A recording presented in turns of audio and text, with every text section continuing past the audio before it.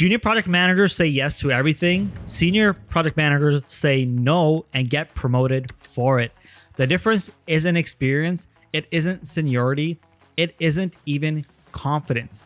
It's one specific skill that nobody teaches in PM courses. And once you learn it, it changes how executives talk to you for the rest of your career. Let me show you what it is. Now, if you're interested in becoming a project manager, learning how real IT projects are run, and building actual project management experience, then why not join us inside the Eddy system on School? It's a practical space for people who want to stop just watching project manager content and actually start practicing. There's a community tab for conversations, networking, and real PMO activity, a calendar tab with live phase gate sessions every Monday and Thursday, and a classroom filled with training, PM tools, and resources to land a job. There's also a simulation platform where students pick realistic IT projects, make decisions, create deliverables, and move their projects forward. On the screen, there's a link, or you can simply click the link in the description of this video, and we'll see you inside.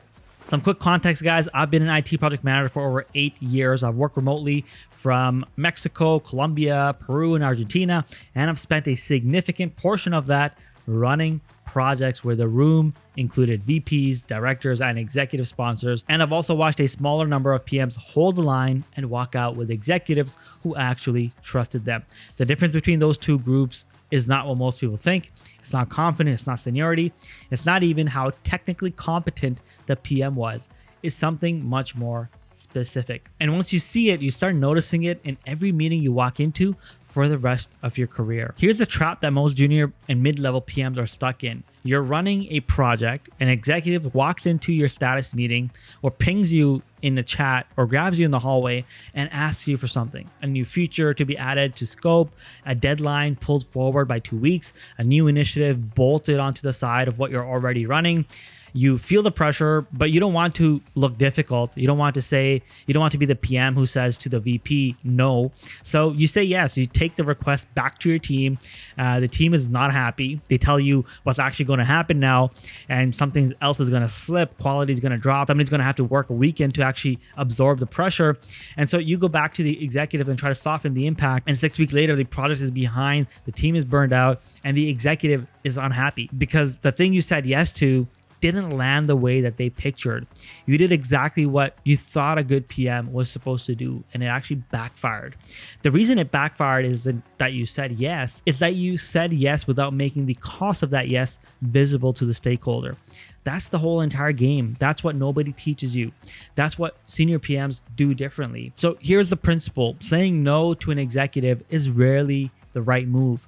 Most of the time, it puts you in a fight that you can't win and signals that you don't understand the business. The right move is something different. It's making the cost of the yes visible, clearly, calmly, and in business terms, and then letting the executive decide whether they still want to make that trade-off. Senior PMs don't push back by saying no, they push back by surfacing the trade-off. They translate the request from what the executive wants into what the executive is willing to give up. They put the decision back into the hands of the executive, but with information that the executive didn't have before when they asked. That's the whole move, and it works for two main reasons. One, executives respect who can think through second order effect. When you walk through what saying yes to this means for cost, scope, and timeline, or for team capacity, you're showing them that you operate at their level. Number two, most executives genuinely don't know what the cost of what they're asking for. They're not trying to push you off of a cliff. They're trying to solve their own business problems. So when you make the trade-off visible for them, you're not refusing them, you're actually helping them.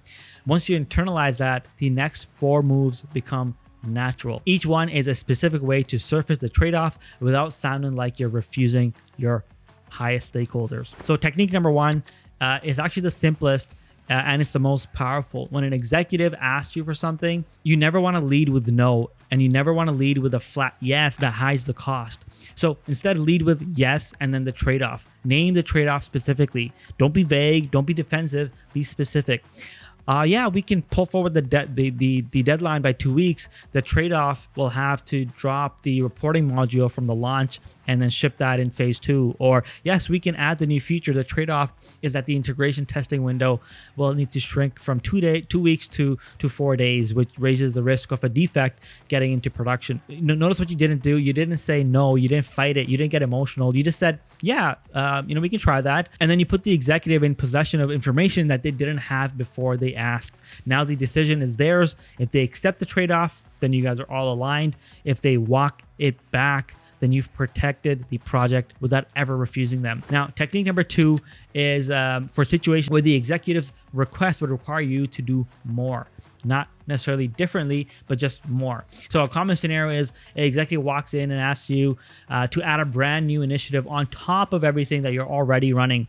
Now, you can't say yes without breaking something else, but you can't refuse. He's your main stakeholder. So you ask the question that puts the priority decision back in their hands. Hey, I'm happy to take this on for you to make room for it without slipping the current commitments. What would you have me deprioritize? That single question does 3 things at once. It signals that you're not refusing them. You're actually willing to help. It signals that you understand capacity is finite, which most executives respect. And it forces the executive to look at what's already on the board, things that they may not have thought about before they walked in and asked you to do something. So most of the time, the response that you'll get is some version of, hey, you know what, let me think about that, which is a polite way of saying, hey, I didn't realize what I was asking for. The request will then quietly disappear, or it'll force the stakeholder to actually prioritize what's most important for the business at this time. Now, technique number 3 is about your pace. So junior PMs answer in the moment. They give a yes or no answer while the executive is still in the room. Senior PMs almost never do this. Senior PMs say something like, hey, let me come back with 3 options by end of day tomorrow. That single move buys you everything you need. It buys you time to actually think through the implications. It buys you space to talk to your team. It buys you the chance to come back with a structured response instead of a panicked one in the moment.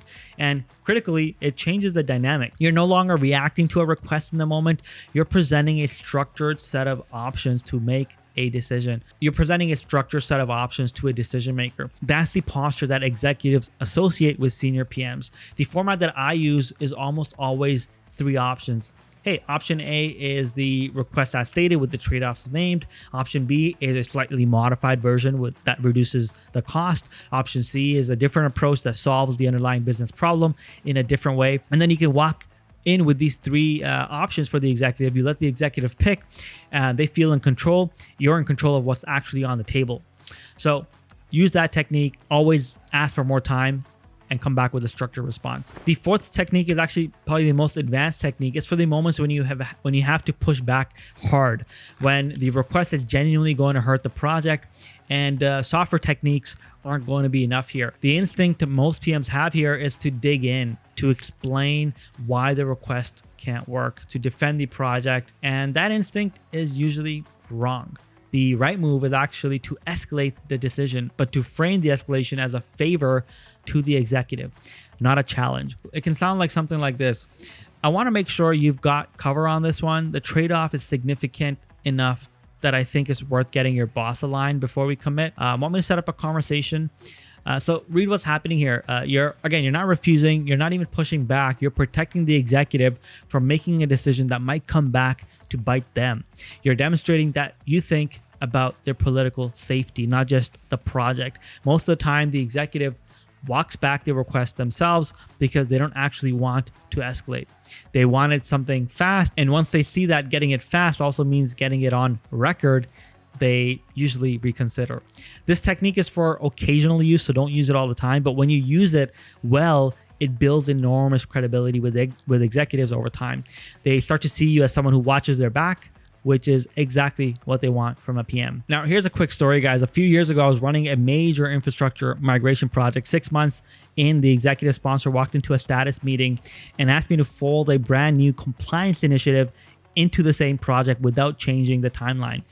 The version of me like 5 years ago would have said yes and just walked out of the room and tried to figure it out. Instead, I said, I can take this on. The trade-off is that the original migration date probably will need to move up by 10 weeks, or we cut the testing window in half, which significantly raises the risk of a production incident.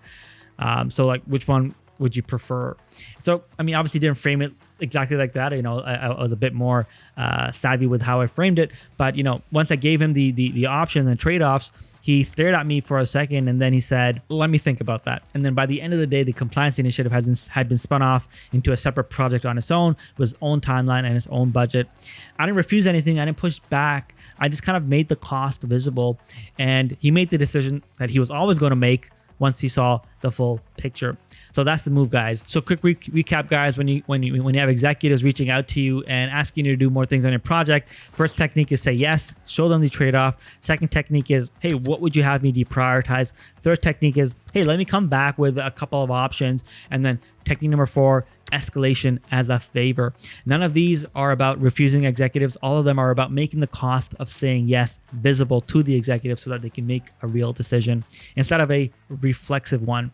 That's what separates a PM who gets steamrolled from a PM who actually gets promoted. So if you want to actually practice these moves in a real project environment, running real status meetings, handling real escalations, getting real feedback when you handle a stakeholder situation badly, that's what my live PMO is built for. So click the link in the description below, join our live PMO, gain real hands-on IT project management experience, and also drop a comment with the executive request that broke your last project. I'd love to hear it and maybe give you guys some feedback.